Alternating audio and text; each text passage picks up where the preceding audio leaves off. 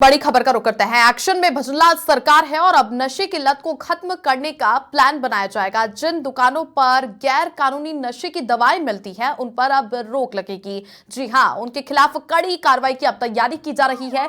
CM Bhajanlal ने ACS Shubhra Singh को सख्त एक्शन लेने के निर्देश दे दिए हैं। ज्यादा जानकारी के साथ मनोज शर्मा सहयोगी जुड़ चुके हैं। मनोज, भजनलाल सरकार लगातार एक्शन मोड में दिखाई दे रही है और अब ऐसे कड़े फैसले लिए जा रहे हैं नशे की लत को खत्म करने के लिए।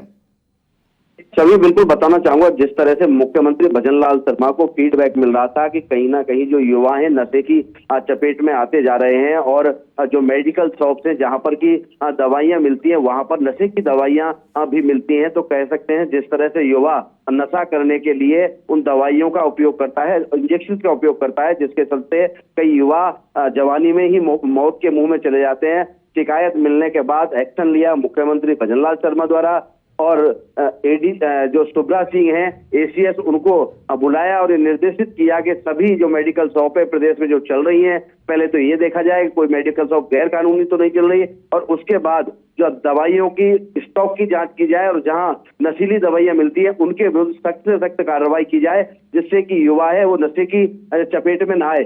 कह सकते हैं कई बार ऐसी तस्वीरें भी छवि देखने को मिली हैं जहां नशे के चलते कई लोगों के घर तक बर्बाद हो गए हैं। तो कहीं ना कहीं ये जो मुहिम, ये जो एक्शन है युवाओं को नशे की लत से बचाने के साथ साथ परिवार को स्थापित करने का भी एक एक्शन है। जी छवि।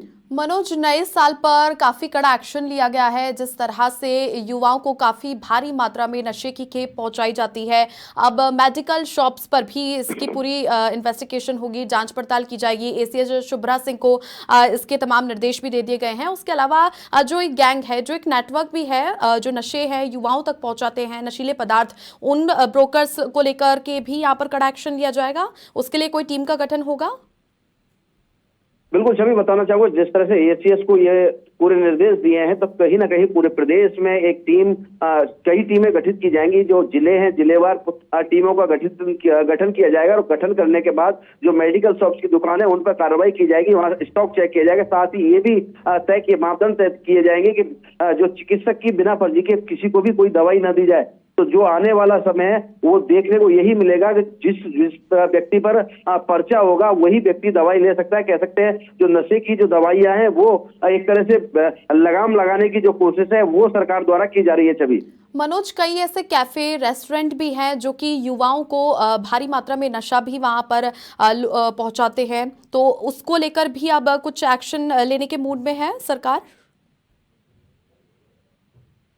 बिल्कुल छवि, बताना चाहूंगा, जिस तरह से अभी जो शिकायत सरकार तक पहुंची है वो केवल पहुंची है मेडिकल शॉप्स की, लेकिन जिस तरह से बातें सामने आ रही हैं कि कहीं ना कहीं चोरी छुपे बार भी चलाए जा रहे हैं, तो जिसके चलते शिकायत मिलने पर इसके विरुद्ध भी कार्रवाई की जाएगी। छवि। तो कुल मिलाकर के अब राजस्थान में जिस तरह से युवा नशे की मकर जाल में फंसा हुआ जा रहा है, अब उससे पूरी तरीके से निकालने के लिए एक्शन में भजनलाल सरकार है। चलिए, बहुत शुक्रिया मनोज, तमाम जानकारियां साझा करने के लिए। बड़ी खबर है, अब बड़ी कार्रवाई की जाएगी सरकार के द्वारा। जिन दुकानों पर गैर कानूनी नशीले दवाई मिलती है अब उस पर एक्शन लिया जाएगा। एसीएस शुभ्रा सिंह को भी मुख्यमंत्री ने इसकी जांच पड़ताल के कड़े निर्देश दे दिए हैं।